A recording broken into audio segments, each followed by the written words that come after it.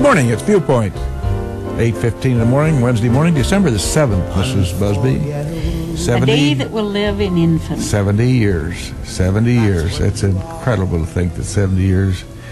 Perhaps somebody out there would like to call in and tell us where they were the minute they heard about the infamous attack on Pearl Harbor. I remember exactly where I was. I was in the quad as a kid on the campus over at the University of Illinois. On a Sunday, they had some sort of a musical program, and believe it or not, Billy went to a musical program. That will find hard to believe, I know that. But I remember that very vividly, 70 years. And coincidentally, Mr. Sauer just told me that he'd heard that inevitably and inexorably the annual meetings of the December 7th Pearl Harbors is falling by the wayside. Age is taking its toll, time is taking its toll, and it's commentary. Mm-hmm. So, by the way, Mr. Goldwater said, speaking of wars and so forth, Barry Goldwater said that the cost of liberty is far less than the cost of repression. Pretty well said. And parenthetically, I might add, and emphasizing that the opinions are mine and not the stations of WLCN, that we are marching inexorably towards more governmental repression. Hopefully we'll wake up before it's too late. Now that disclaimer is only my statement. Good morning, Mrs. Busby. Good morning. Good morning. It's good to be here, and it's good to have our listeners with us again. And Bill said if you had any remembrance from 70 years ago, that you could call 648-5510. And we have very nice guests today that will be giving us a good idea for something that we can do at this Christmas season to brighten somebody else's day. Perhaps we ought to talk about something that you and I enjoyed at different hours down there in Nail Cart Hill. Yes. Yes. Go ahead and give us a little kudo for that, Mrs. Busby. You know, I had been in that chapel once that's up on the hill in the cemetery there, the John Dean Gillette Chapel, and just to be in there is a treat. And then they had a Christmas program, and they had singing, and they had Celtic harps, and they had, what was that whistle called? A penny whistle. I didn't know anything about penny whistles. Did you know that word? You did.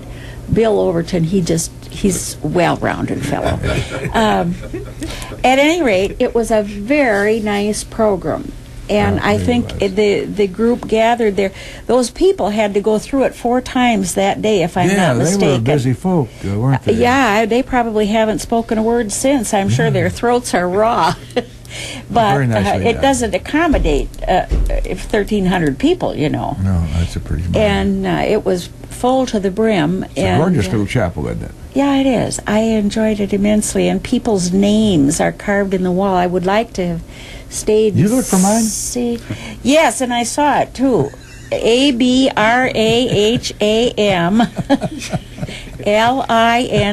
LINCOLN.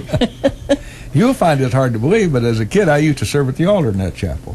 Honest to John. Yeah, well, that's well, they were Episcopalian, weren't they? Under the Episcopalians, yes.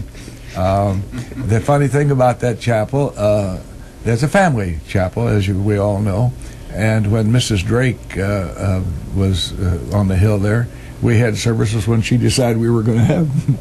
Well. And the priest of Trinity Church would then go down and serve the folks down there, and he'd have to haul some kid down with him to serve at the altar. So my memories of that chapel are very long ago.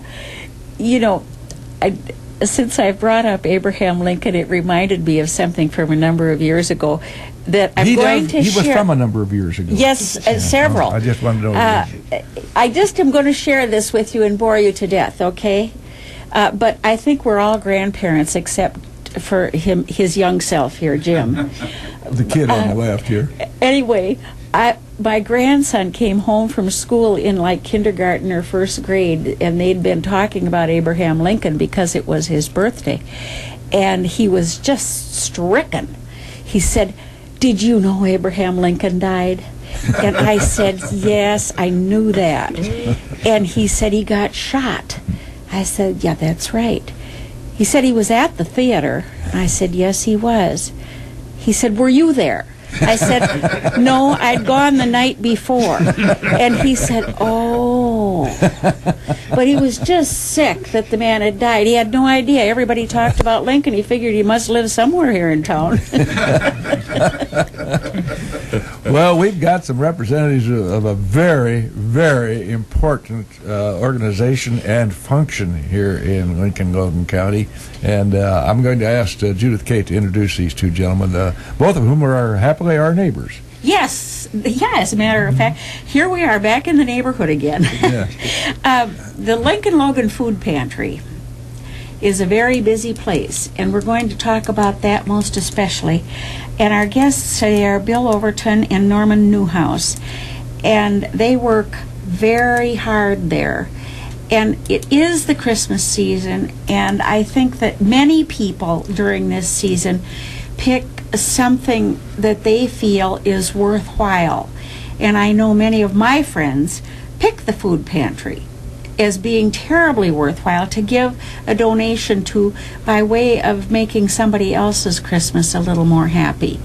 And I'm sure that you'd not discourage anyone else from that thought either. Has your business increased dramatically? I understand that food pantries across the country are more busy than ever. Are you experiencing that here? You got that. Bill? Yes. Mr. Overton?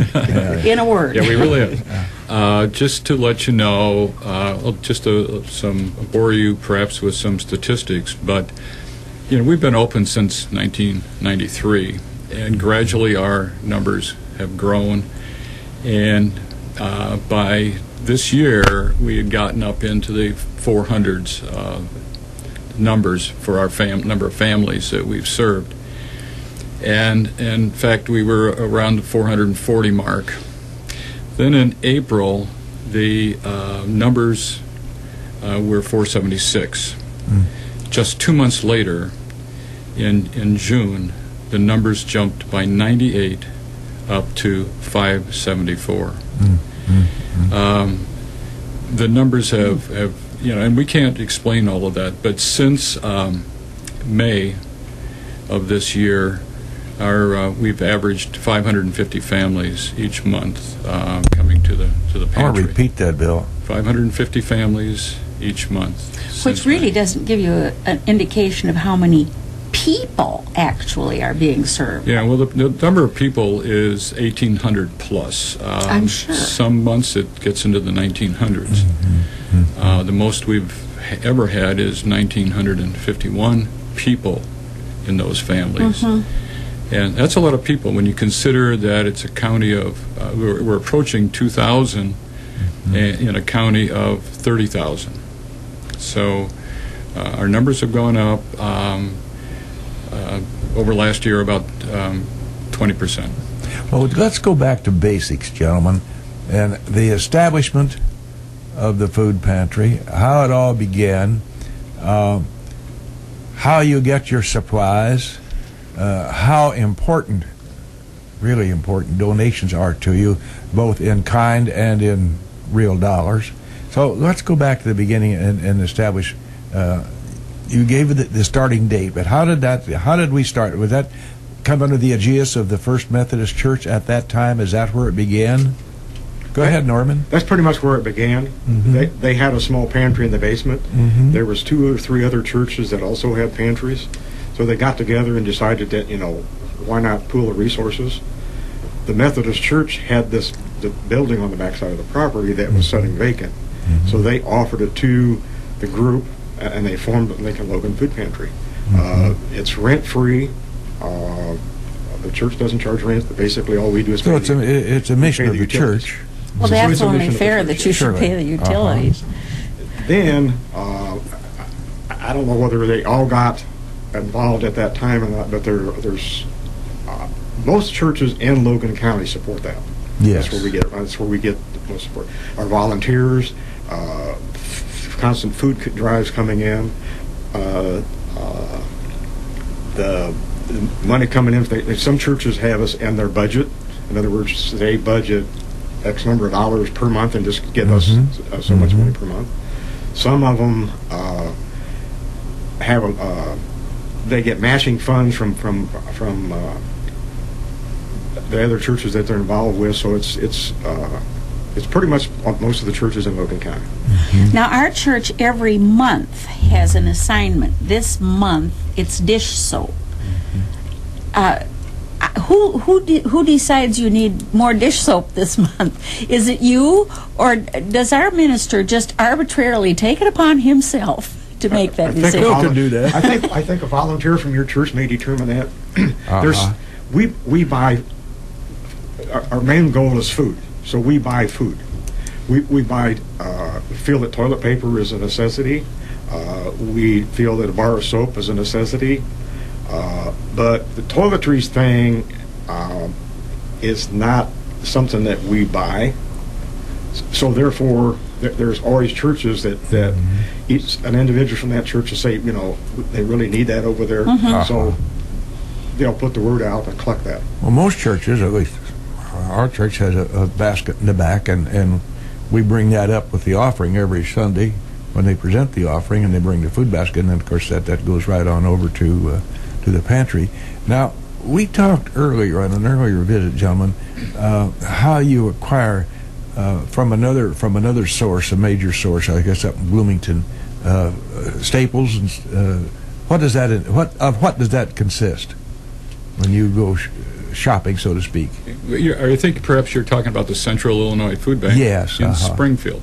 Oh, it's in Springfield. It's in Springfield, right. Okay. And we are contractually tied with them, and each month we get government commodities from them. It varies in amount from about 4 types of items to, I think, we get 7 a month or 2 ago. And we usually get some meat product like chicken, cans of beef stew, and so on. In addition, we buy items from them. It's a wide variety of items that we can buy from the food bank, and most of the items that we buy are at 19 cents a pound. So that's, as you can imagine, that's really very inexpensive for us. Now, you can't get much of anything for 19 cents a pound. I don't think you can get anything for 19 cents. I think you might be right. So we get food from them. I think in addition to what Norm was saying is that we have a lot of individuals besides the churches. We have organizations, schools that do drives and bring food into us on a regular basis. So and we're really pleased with that too. I always think of, for example, we shouldn't probably cite any in particular because we'd leave a lot out, but for example, Betsy Pesh up in Hartsburg-Emden with her FFA projects brings in a trailer load of food twice a year. Really? Yeah. So there's school kids that are involved, and there, and here in Lincoln, and Mont Pulaski. Got Boy Scouts. Yeah, all the little towns around. Honor really Society from involved. high school. And it's just Well, again, Middletown, New Holland, Emden, Hartsburg, Atlanta. Mount Pulaski gives us a lot of stuff, and I've left some out, I know. But just what you and I talk about, a giving community, caring community. It's a very giving community. As a quick aside, gentlemen, did you see a little spike in requests prior to Thanksgiving? I was just curious. If the holiday made any difference? I don't think there's any difference. It's highly day mobile. in, day out, the need. The people in need are highly mobile. It seems that you got people signing up every time we're open. There's somebody signing up, but there's also people that moved on, that are no longer there. They've met someplace to move, or moved someplace to live with relatives, or went on to something else. Speaking of Thanksgiving, Judith Kay, you and I missed a good opportunity on a recent program to give a kudo to John Gazzardo. Once again, they stepped up on Thanksgiving morning and delivered tons of meals. And John, the interesting part about that is They just put out the word, and people line up in their cars to come down that alley to pick up these meals to take out. And it's just a constant stream of volunteers coming in their cars to go out and go everywhere they're sent. So thank you very much, John, from the community for that. Amen. I understood at one time that if you're eligible for food stamps, that program doesn't include any of the things that we've been referring to as toiletries, like toilet paper or laundry detergent or those kinds of things. Is that true? I'm not. You mean with the food stamps? I think that's still true. I mean, and they're not. We would exclude pop, candy. It's basic food Rightly that so. includes. So yes, it would exclude not most non-food products. Yeah, and that's just fine. But if you're down on your luck, and lots of us are anymore, you still need those things. True. So now, do you as get a Christmas present? We bought laundry detergent like 3-4 months ago, and we're giving that as an extra for Christmas. Well, goodness knows everybody needs it. True. Yes. Yeah. And another thing I was going to ask you was about qualifications for this. Do you have to bring in last year's W-2s or anything? No. The only thing, we ask them, when they come in, we ask for an ID. And we write that down. We write down who they are and their address. And we ask them how many's in the family. And then we show them the guidelines, and the guidelines are $1,140 for one person. And it goes up $400 and some each additional person. All we do is we ask them that says, you do make less than this.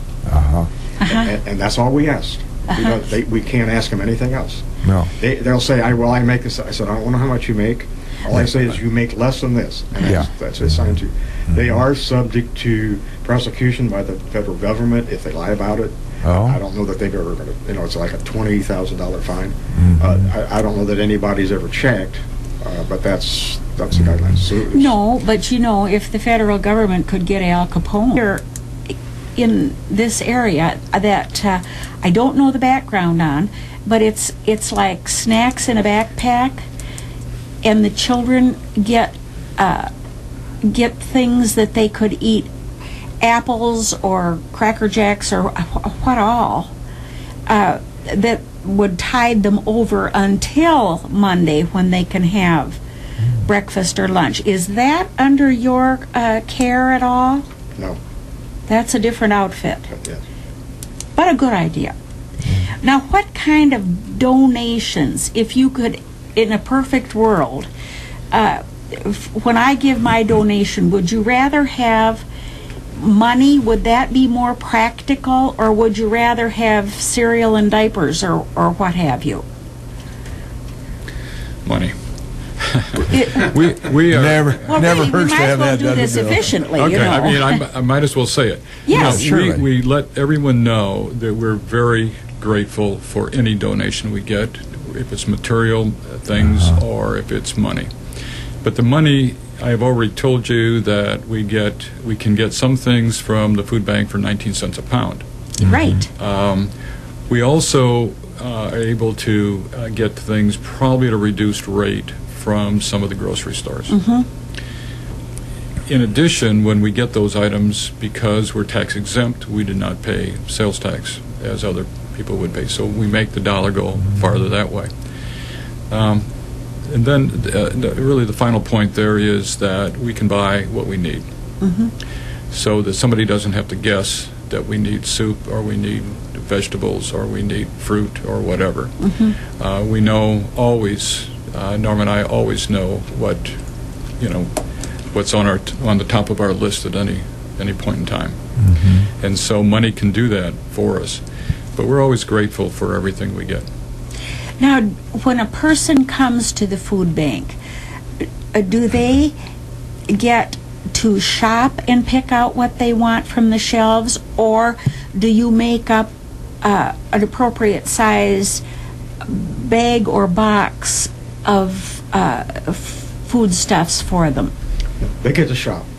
I It's see. like some people that have an idea of what a food pantry is and walk in there and think, well, this is just like a grocery store. Uh-huh. And it is. They walk in and they sign up at the desk, and it's the same thing. It's they sign their name, how many's in the family, and their address, and it says up the thing about that you're not, everything is on the sheet is true. So then they get a shopping cart, and they go to a deep freeze, and depending on the size of the family, they get to pick out one item for one person. They get to pick out 2 items for 1 to 3 people, and then so forth and so on. Now, these items would be meat? That would be frozen or meat. Typically, you would have chicken would be in there.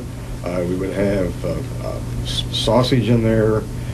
Right now we have somebody donated venison. We have venison. We have bacon, Canadian bacon. Would be more of a higher dollar meat products. Then the second case would be luncheon meat, and they get to pay the same way there. Each station in there, they get to pick out their own items. They're open the door and they pick out what they want. So if they like a particular brand or whatever.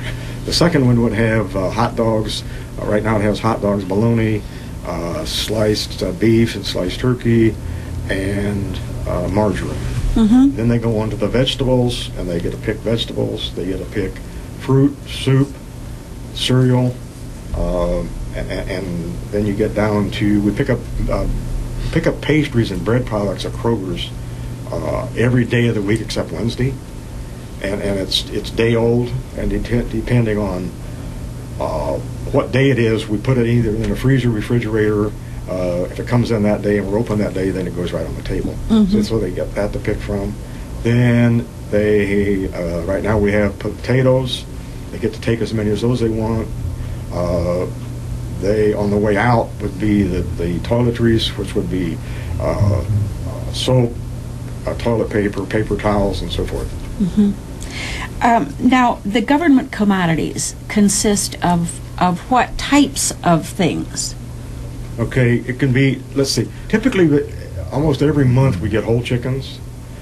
This month, which would be next week, we're going to get whole chickens, we're going to get chicken parts, we're going to get beef stew, we're going to get, and I may not be right on this, but it's corn. That's typical products. And we get corn, green beans, peanut butter, pretty much it. Yeah, but that's a big help. Oh, sure, yes. Now, that commodity, do you have to buy that as well? No. Oh, that's good. Right, those commodities we do not buy. Now, when a person comes in to sign in and begin their tour of the building, about how long does it take a person to go through there? To go through the line? Oh, Once they're inside. once they're inside, Yeah. probably 5 minutes. Okay. Because of they've got a selection, and then it's when you're serving 70 people, give or take, in an hour. Right. It's kind of a bottleneck. So if you get one person that has trouble selecting, Yeah. now total time is more than that because they like to stand in line. They don't want, it's cold out and we don't open for an hour, and they're going to be in line. If the second car pulls up, they get in line. Yeah. It's just, I don't know. That's Well, kind of human nature, I guess. We're going to take a short commercial break, and then I get back to another question that I want to propose. Right now, Mr. Ash, are you ready for a commercial break?